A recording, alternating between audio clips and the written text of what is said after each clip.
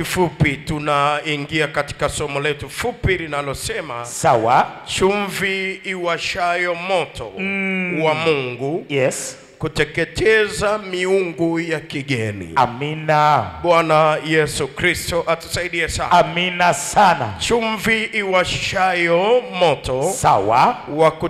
Wa kuteketeza miungu yote ya kigeni. Amina.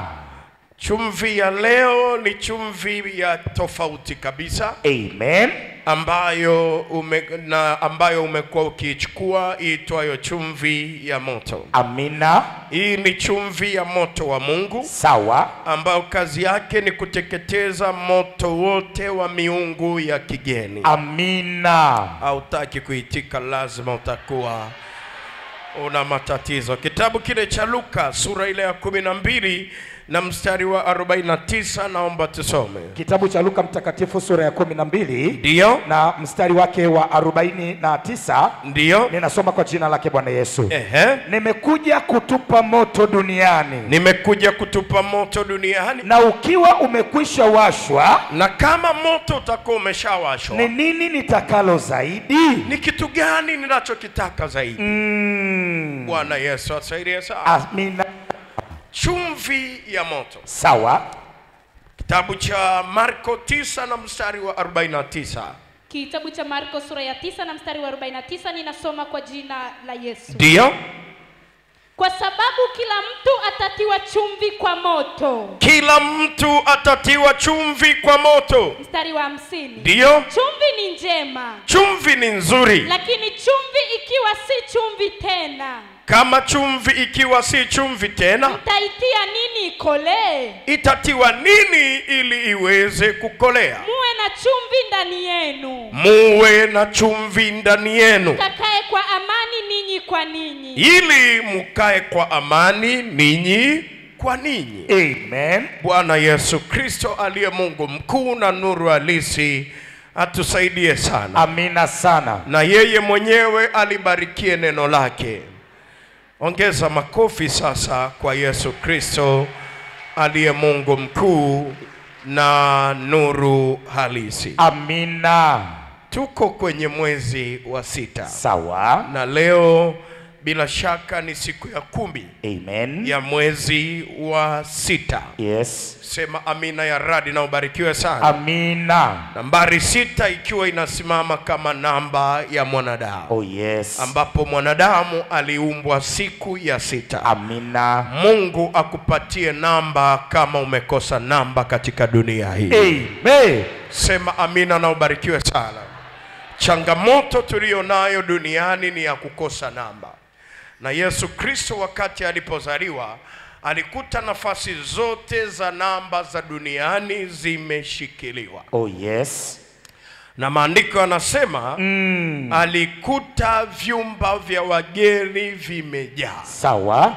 Ndipo alipokwenda kuzaliwa kwenye hori la ng'ombe. Amen. Tafsiri yake ni nini? Ni kukosa namba. Amina. Maandiko yanasema alikosa nafasi. Ndio. Kukosa nafasi ni kukosa namba. Amen. Alikosa nafasi katika vyumba vya wageni. Oh yes. Sasa wageni kibibilia wanasimama kama wapagani. Amina. Watu wasiomjua Mungu. Oh yes. Mtu yoyote asiyemjua Yesu siku atakapomsogelea, sawa, atajua ya kwamba Yesu ni Mungu mkuu. Kwa nini? Kwa sababu Daudi anasema onjeni muone ya kwamba Bwana yu mwema. Manake matendo yake ni makuu. Sawa. Ukimsogelea utagundua upako wake ni wa kipekee. Ndio. Hata kama ulikuwa na miungu wengine, utagundua ya kwamba yeye ni Mungu wa pekee. Aya! Sema amen ya radi na ubarikiwe sana. Amina sana. Utaona uwepo wake ni mgeni kwenye maisha yako. Utaona wema wake ni wa pekee kwenye maisha yako. Na utajua ya kwamba yeye ndiye mfadhili wa kweli. Amen. Katika maisha yako. Amina. Kwa sababu Torati ililetwa na Musa. Oh yes. na kwa mkono wa Musa na neema na kweli amina zilikuja kwa mkono wa Kristo. Amen. Kwa nini? Kwa sababu sawa, wewe Musa alishikilia sheria, ndio amri 10. Oho. Sema amina. Amina. Mtu usizini. Ukikamatwa umezini, pigwa mawe paka unakufa. Kabisa kabisa. Musa alishikilia sheria. Yes. Ukiua kwa upanga unakufa kwa upanga. Lakini Yesu Kristo alikuja kwa neema. Tunaokolewa kwa neema. Hatukustahili. Neema ya Yesu inatustahilisha. Tunapata msamaha wa dhambi. Ukiua kwa bahati mbaya, sema amina ya radi. Ukimwangukia Yesu kwa magoti, unapata msamaha. Ukiwa umezini bila kujua, bila kukumbuka amri na sheria ya Mungu, ukianguka na kutubu, Yesu anakusamehe. Yesu wa neema. Kwa nini? Kwa sababu yeye ni wa neema. Pokea hiyo neema kwenye maisha yako. Lakini usitende dhambi, kwa sababu tu neema ya Mungu ipo. Yes.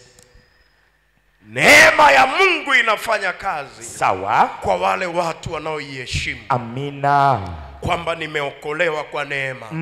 Sikustahili. Amen. Nilistahili kufa kwa sababu ya makosa yangu. Ndio. Kwa sababu mshahara wa dhambi ni kifo. Kabisa kabisa. Na roho itendayo dhambi ndio itakayokufa. Amen. Lakini ni neema tu. Neema imeniangukia. Amina. Na mimi nimekuwa miongoni mwa watu waliosamehewa. Amen. Kwa hiyo siwezi kuidharau neema ya Mungu. Ndio. Siwezi kuidharau damu ya Yesu. Siwezi kudharau sadaka ya Mungu aliyotoa ili kulipa fidia ya makosa yangu. Amen. Kwa sababu Mungu, kwa maana hii Mungu alivyoupenda ulimwengu, akamtoa mwanae wa pekee, ili kila anayemwamini yoyote asipotee, awe na uzima wa milele. Amina, amina, amina. Neema ya Yesu Kristo imetuletea uzima wa milele. Amen. Sisi hapo zamani tulikuwa wafu katika dhambi, kwa sababu ya makosa. Lakini kwa njia ya Kristo tunapata msamaha wa dhambi na ondoleo la dhambi. Tunapokea uzima wa milele. Wangapi wako tayari kupokea uzima wa milele? Tupo tayari. Sema amen ya radi ili uweze kubarikiwa sasa. Amen. Ongeza amina ya kudumu. Amina. Ili na wewe upate baraka za kudumu. Shetani ameshindwa kwa jina la Yesu. Yesu Kristo anasema sikuja kuleta amani dunia. Nimekuja kuwasha moto. Hapo. Na moto huu unawaka wapi? Hapo. Tuone wapi? Uwake kanisani. Hapo. Uwake mtaani. Jiulize. Uwake nyumbani. Ni moto wa aina gani? Upi? Sema amen ya radi na mbarikiwe sana. Amina. Moto huu unawaka kwenye maisha yetu kwa njia ya chumvi ya moto. Na Yesu mwenyewe ndiye anayesema kila mtu atatiwa chumvi kwa moto. Amen. Sema kila mtu. Kila mtu. Awe mchawi, awe mganga, awe mshirikina, atatiwa nini? Chumvi. Kwa nini? Kwa moto. Amina. Chumvi ipo. Na inatumika kwa kuleta ladha kwenye chakula. Inatumika kama kiungo. Kabisa. Inatumika katika namna mbalimbali. Lakini sisi ambao tuliozaliwa mara ya pili, chumvi kwetu tutatiwa kwa nini? Kwa moto. Amen. Kwa kusudi la kuwasha moto wa Mungu. Na moto huu wa Mungu kazi yake kubwa ni kuteketeza miungu ya kigeni. Amina. Miungu hii ya kigeni ni miungu aina gani? Oh yes. Wachawi wanaitika kwa kichwa na nakasirika. Hey. Itika kwa sauti ili uweze kubarikiwa. Amina. Moto huu wa kigeni, sawa, watu wanatiwa kwa njia ya uganga. Kupitia Isaya 47 na mstari wa 9 mpaka wa 12, naomba tusome. Kitabu cha Isaya sura ya 47 mstari wa 9, ninasoma kwa jina la Yesu. Soma. Lakini mambo haya mawili yatakupata katika dakika moja, yatakupata ndani ya dakika moja na ndani ya siku moja. Kufiwa na watoto na wajane yatakupata kiasi kitimilifu. Ujane utakupata kwa kiasi kitimilifu. Uchawi wako ujapokuwa mwingi, ni mwingi, uganga wako ujapokuwa mwingi mno, na uganga wako ujapokuwa ni mwingi. Amen. Endelea. Mstari wa 12 mpaka 12. Mstari wa 10 ninasoma kwa jina la Yesu. Maana umeutumainia ubaya wako. Wewe umeutumainia ubaya wako. Umesema hapana anionaye. Na unasema hakuna anayeniona navyoenda kuchanjwa chale. Hekima yako na maarifa yako yamekupotosha. Ile hekima uliyokuwa nayo yako peke yako na maarifa yako peke yako yamekupotosha. Na umesema moyoni mwako. Na tena umesema moyoni mwako. Mimi ndiye. Wala hapana mwingine zaidi yangu. Hapana mwingine zaidi yangu mimi. Kwa sababu hiyo ubaya utakupata. Wala hutajua kupoa kwake. Na msiba utakuangukia. Hutaweza kuuondoa. Na hauwezi kuuondoa. Na ukiwa utakupata kwa ghafla. Ambao usioujua. Mstari wa 12. Ndio. Simama sasa. Na uganga wako. Na huo uganga wako. Na wingi wa uchawi wako. Uliojitabisha nao tangu ujana wako. Ambao ulijitabisha toka ujana unachanjwa chale. Labda utaweza kupata faida. Labda utajipatia faida. Labda utaweza kushinda. Labda utashinda vita unazopigana. Yes. Hebu maliza. Mstari wa 13. Ndio. Umechoka kwa wingi wa mashauri yako. Basi na wasimame hao wajuao falaki. Wasimame sasa wale wanaojua falaki. Wanaozitazama nyota. Watabirio kila mwezi mambo ya mwezi huo. Wanaotabiri kila mwezi mambo yatakayotokea kwa mwezi. Watakuokoa na mambo yatakayokupata. Uone kama watakuokoa na mambo yatakayokupata. Tazama. Watakuwa kama mabua makavu.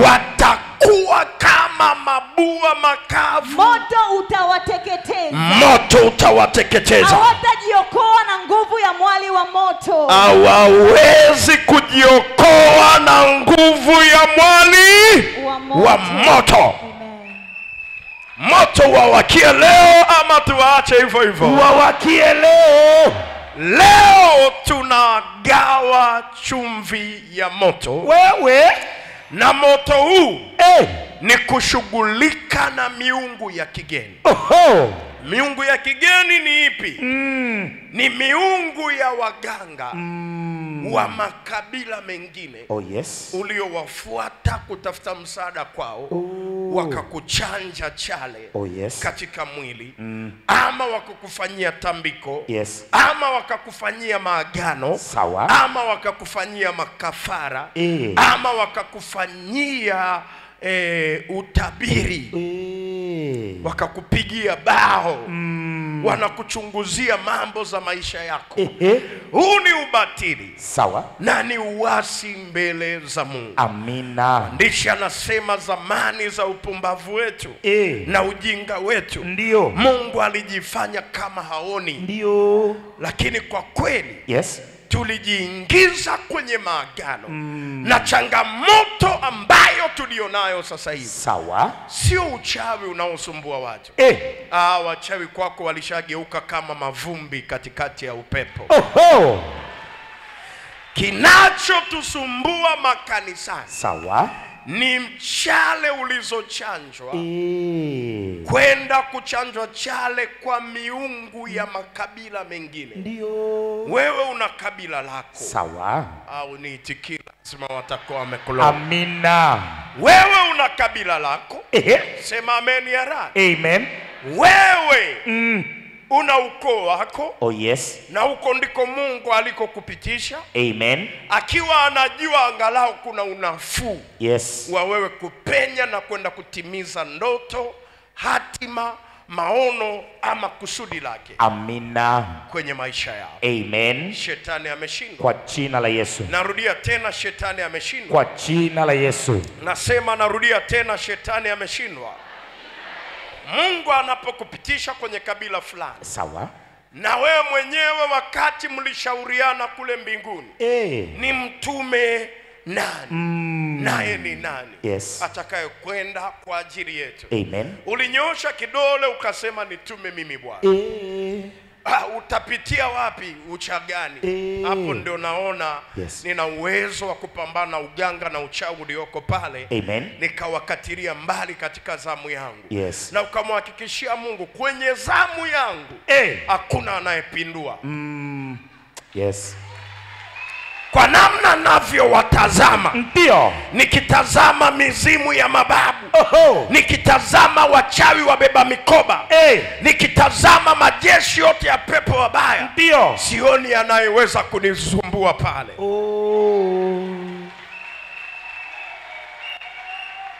Sema amina ya radi na ubarikiwe sana. Amina. Kwa hiyo Mungu kwa neema yake, akamkutanisha Yusufu wa mbari ya Daudi. Oh yes. Akamkutanisha na Mariamu. Mnyakyusa na Mchaga. Hapo. Yes. Wakapendana. Amen. Wakaoana. Sawa. Ndio ukazaliwa ukatokea pale. Ilikuwa ni Mungu alisababisha huo mpango. Amen. Haujaja kwa bahati mbaya. Amina. Sasa basi. Sawa. Miezi 9 ndio ya kuumbika katika tumbo la mama yako. Oh yes.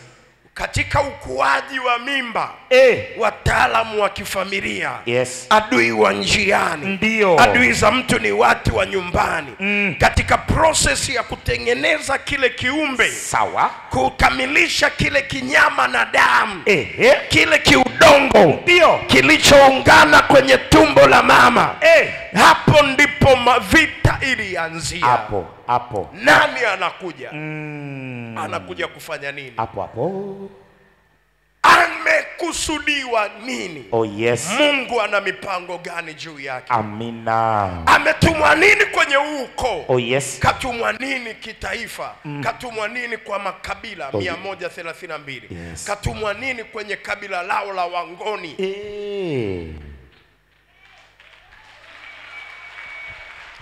Katumwa nini kwenye kabila lao la Wachaga? Katumwa nini kwenye kabila la Wahaya? Yes. Katumwa nini Usukumani? Nataka nikueleze ukweli. Sawa. Wako watu wakikumulika namna hii, wanajua utakuwa nani. Nyota yako inaonesha hatima yako. Wanajua. Nyota yako inafunua mipango ya Mungu juu yako. Kabisa. Kuna watu wajuao falaki. Wapo. Wakitazama namna hii, ndio wanajua alichokusudia Mungu. Kwa sababu nguvu zako za kuanza, sawa, na za kumaliza, huwa unashuka nazo. Kumbe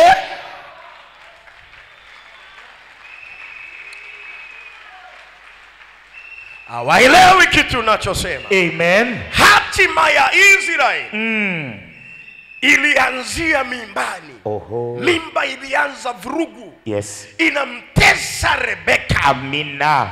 Anakula maembe machanga, mika, anakula udongo. Hasa mbona hataki kula vyakula vya kawaida? mara hospitali, mara nini. Yes. Sema amina ya radi. Amen. Ikabidi Isaka amuulize Mungu. Oh, yes. Kulikoni? Hey. Mke wangu mimba inatishia kutoka. Ndio. Naye mwenyewe ana hali mbaya. Hey. Hali chakula. Ndio. Yeye anapenda vitu vya ovyo ovyo, tumaembe tuchanga. Udongo. Yes. Mikaa. Sasa mkaa utamsaidia nini? Hapo. Sema amina ya radi. Amina. Akawa kwenye hatari ya kifo, asema bora nife. Oh, yes. Kuliko haya mateso nayoyapitia. Isaka alikuwa na nafasi ya kumuuliza Mungu kwa njia ya maombi. Amen. Mungu akupe hiyo nafasi kuanzia sasa. Amen. Ili chochote unachokutana nacho, usichokielewa, usiende kuuliza kwa waganga. Yes. Usiulize kwa wachawi. Amen. Usiulize kwa watu. Uulize kwa Mungu kwa njia ya maombi. Pokea hiyo neema kwa jina la Yesu Kristo.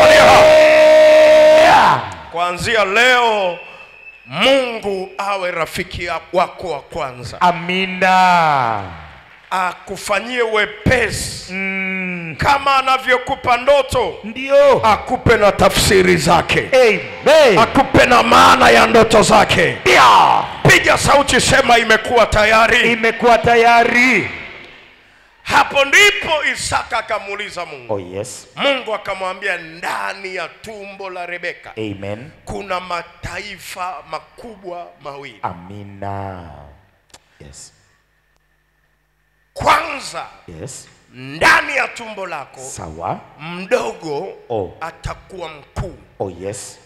Mimba ndio inazungumziwa. Amen. Hatujajua ni cha kike wala cha kiume kinatoka. Oh, yes. Lakini Mungu alishajua. Amina. Manake nguvu zimeanzia tumboni. Oh. Sema amen ya raha. Amina. Anasema na mkubwa, Yes, atamtumikia mdogo. amen. Asema naye atakuwa taifa kubwa. Oh, yes. Sema amen ya radi na ubarikiwe. Amina. Hayo maneno Isaka alivyoambiwa, Yes. naye akamwambia mke wake, Mungu amenielekeza 1, 2, 3. Yes. Isaka amesahau. Yes. Mke anakumbuka. Hapo. Sema amen ya radi. Amen. Imefika saa ya kuachia baraka. Sawa. Isaka kashasahau. Anataka kumpa baraka mkubwa. Sawa. Kumbe Mungu alisema tokea mimbani, Ndio. kwamba mdogo ndio anachukua kombe. Amina. Naziona baraka zako ukizichukua ndani ya ibada ya leo. Chukua. Ingawa umekuwa mdogo machoni pako mwenyewe, na mdogo machoni pa ukoo wako na familia yako, pokea neema ya kuondoka na ushindi. Pokea neema ya kuondoka na baraka. Rokaji usema napokea na naondoka nazo. Pokea na naondoka nazo. Kwa jina la nani? Yesu Kristo Nazareti, Mungu kuna nuru halisi. Kwa damu ya nani? Yesu Kristo Nazareti, Mungu kuna nuru halisi. Unaonekana mdogo sana. Sema amen ya raha. Amina. Lakini mambo yako ni makubwa. Wewe Wacha Mungu awapige changa la macho na udogo unaoonekana nao. Kukosa pesa sio kitu. Fedha na dhahabu ni mali ya Bwana. Na saa imefika ya wewe kuishi kwenye baraka zako. Saa imefika. Hazina na mali zilizofichwa mahali pasiri zote Mungu akufunulie kwa neema yake. Rokaji usema funguka. Piga sauti sema napokea ufunuo huo. pokea ufunuo huo. Kwa damu yake nani? Bwana Yesu Kristo Nazareti, Mungu Kwa jina lake nani? Yesu Kristo Nazareti, Mungu kuna nuru. Makofi mazuri kwa Yesu Kristo aliye Mungu mkuu. Amen. Na nuru halisi. Amen. Haleluya. Amina. Kwa hiyo Yes. lazima ufahamu Amen. kwamba hatima yako inaonekana toka mimbani. Amina. Sema amina ya raha. Amen. Na ukubwa wako Sawa. na nguvu zako zinaanzia wapi? Mimbani. Amina. Unapokuwa mimbani. Esau Yes. na Yakobo Amina. kabla hawajakamilika kuwa viumbe kamili, Sawa. walianza fujo tumboni. Yes. Manake nguvu zako Sawa. za kupata nguvu zako za kuwa mkuu ndio unashuka nazo kutoka wapi? Mbinguni. Asante mwalimu. Kuingia nazo kwenye tumbo la mama yako. Amina. Mama yako asingepata nguvu za kusukuma na ukatoka. Lazima kuna msaada wa nguvu za Mungu za wewe kutoka. Ndio. Biblia inasema walipokuwa wakishindana kutoka, akatoka Esau kwanza. Yes. Akatoka Esau kwanza. Amen. Sema amen ya Rani. Amina. Alipomalizikia kutoka ghafla, hapo Yakobo naye akatoka. Wewe ikaonekana kitu kimeng'ang'ania mguu wa mtu. Sikuachi. Asema sikuachi mpaka kielewe. Oh yes. Ile kuwahi kuzaliwa ndio hautawahi baraka. Oho. Kimeshapangwa kutoka mbinguni. Ndio. Kitoto kinazaliwa kile cha kwanza Esau. Hapo. Cha pili kimeshikilia mguu wa mwenzake. Wewe. Asema unaenda wapi? Hii ni maajabu.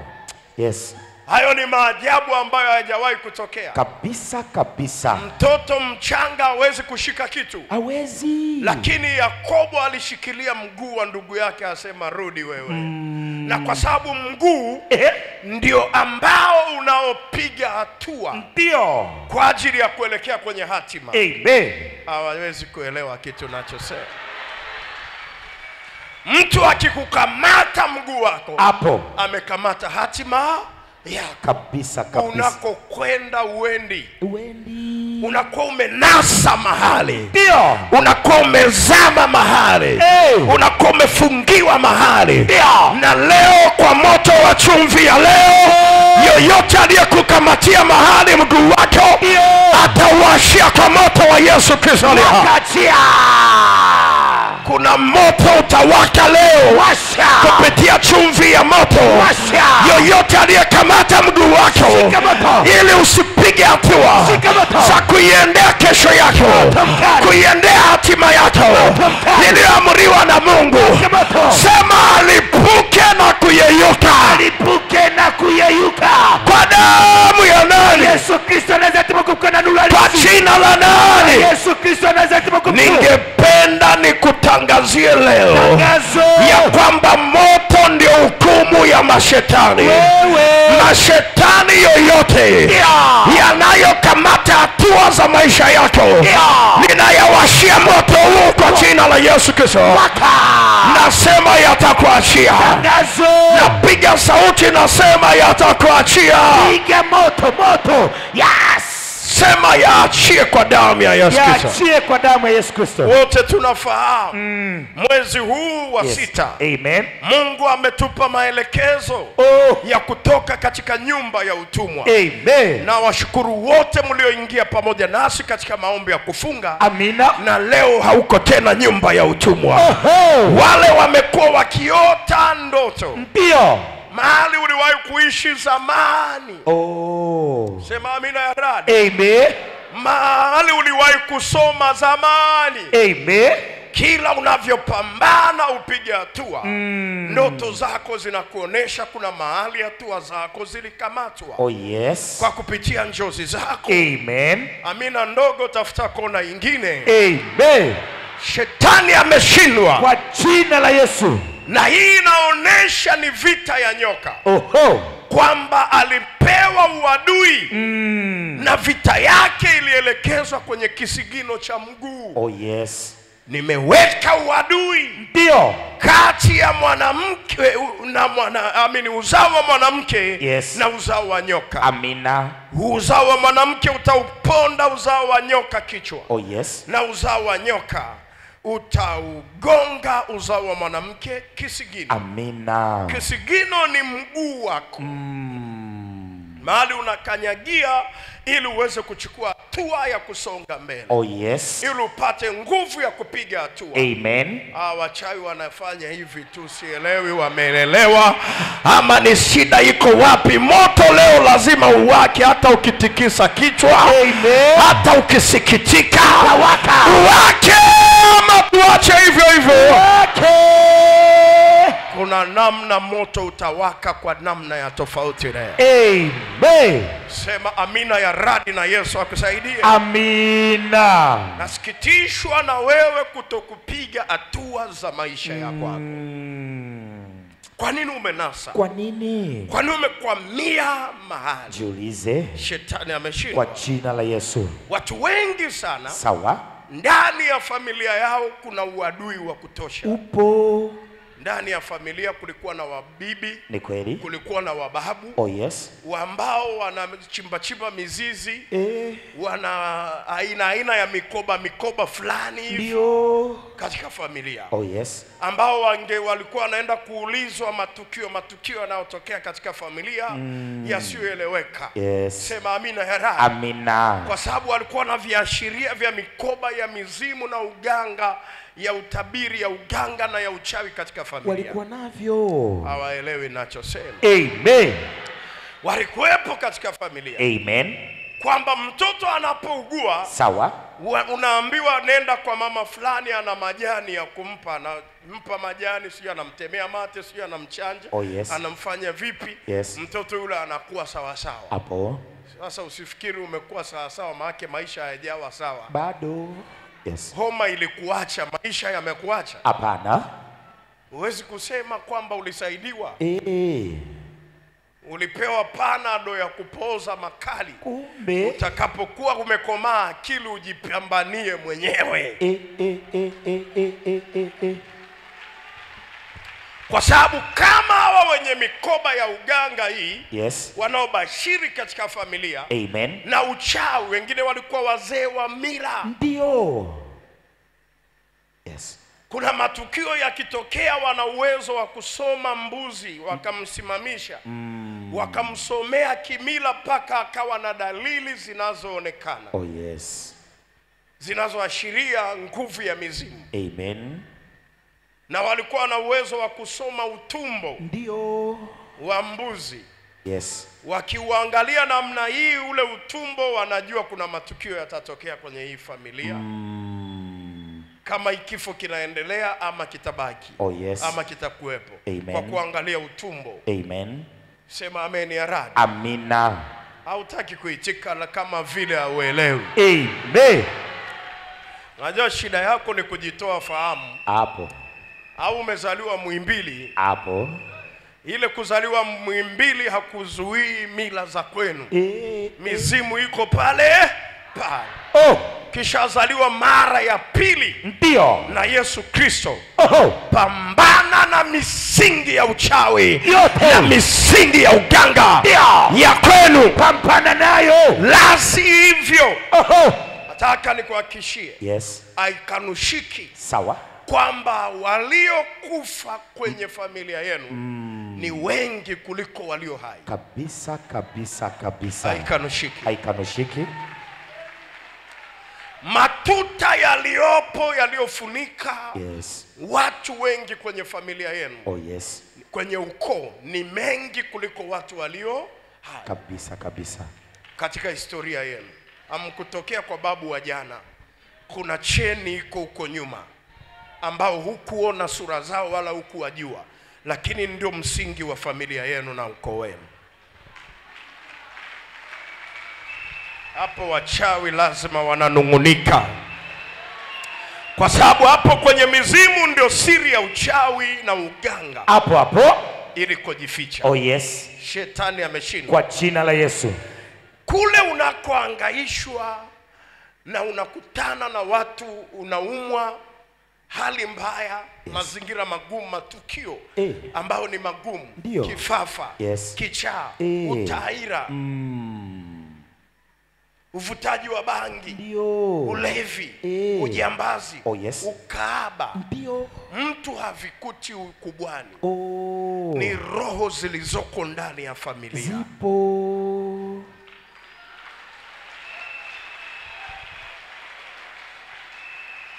Ni roho zilizoko ndani ya familia. Oh yes. Na zikisha kukuingia, usikicha mkuu, ni kweli, wala usikicha na kabisa kabisa. Unasukumwa tu, yes, kufanya matukio ya aibu. ambao yanadhalilisha hatima yako Oh yes. na hatima ya familia. Ndio. Wengi wanashangaa vitoto ni vidogo vimeanza kudokoa mboga, Ni kweli. vinaiba pesa. Yes. Unavituma. Ukimtuma soda, unajua zamani na sisi Hapo. unatumwa soda, sasa namna ya kufanya uifunue Yes. itajulikana. Sema amina ya radi. Amen. Kulikuwa na juisi fulani zinaitwa fruto. Hapo. Fruto Yes. zamani. Amen. Unaifunua, ukitumwa unaifunua, unakunywa. Yes. Alafu unaongezea maji. Hapo. Sasa kulikuwa na wamama walikuwa wanajua ladha yote. Yes. ya fruto iliyoongezewa maji na ile ambayo ni mpya. Amen. Akiionja namna hii, Yes. anakuambia hapa niambie ni nini kimetokea. Hapo. Sema amina ya radi. Amina. Sasa hayo ni mambo ya udogoni huko. Ndio. Kudokoa. Yes. Mungu atusaidie sana. Amina sana. Nasema Yesu atusaidie sana. Amen. Kusema uongo. Yaani kitoto kiko kifupi namna hii, wewe ni mtu mzima, ni baba. Yes. Lakini kinakukaanga na uongo na kinaona kinakumudu yani. Hapo. Sema amina. Amina. Tumekula fimbo, sema amina ya radi. Amen. Kwa namna ya kunyooshwa tukatae uongo. Ndio. Na kujifunza ukweli. Amen. Kukataa ubaya na kuishi ukweli. Amen. Hebu kanyaga chini, sema hawatafanikiwa. Hawatafanikiwa. Hizi ni roho ziko ndani ya familia. Zipo. Na ndani ya ukoo. Na hizi roho Sawa. zinatokana na mababu wa zamani. Yes. Ambao walishakufa kwa sababu ya uasi, hawajaenda mbinguni. Wanabaki wanarandaranda. Yes. Kwa hiyo wanatafuta wale watoto wanaozaliwa. Yes. Wanaanza kuwamiliki kabla hawajajitambua. Yes. Wanaitwa mizimu. Mizimu. Au wanaitwa miungu. Yes. Kwenye Biblia wanaitwa pepo wabaya. Amina. Manake ni malaika wabaya. Yes. Ambao walishavua mwili, walivaa mwili. Amen. Wakavua mwili. Oh yes. Hawanielewi hawa. Amina. Kwenye kile kitabu cha Mathayo sura ile ya 12 na mstari wa 43, naomba tusome pale. Kitabu cha Mathayo mtakatifu sura ya 12 na mstari wake 43. Ndio. Ninasoma kwa jina lake Bwana Yesu. Pepo mchafu amtokapo mtu, pepo mchafu anapomtoka mtu, hupitia mahali pasipo maji. Anapita sehemu isiyo na maji. Endelea. Akitafuta mahali pa kupumzika asipate. Ndio. Mstari wa 44. Aha. Kwa hiyo wanatafuta pa kupumzika. Sawa. Hebu sema hawatapumzika kwangu. Hawatapumzika kwangu. Piga sauti, sema mapumziko ya mapepo wabaya. Mapumziko ya mapepo wabaya. Na yafuta kwenye maisha yangu. Futa kwenye maisha yangu. Sema na yafuta kwenye mwili wangu. Na yafuta kwenye mwili wangu. Pepo asipumzike kwenye maisha yako. Amen. Moto utakaowaka leo hawatapata pa kupumzika. Amen. Wake ama tuache hivyo hivyo. Wake.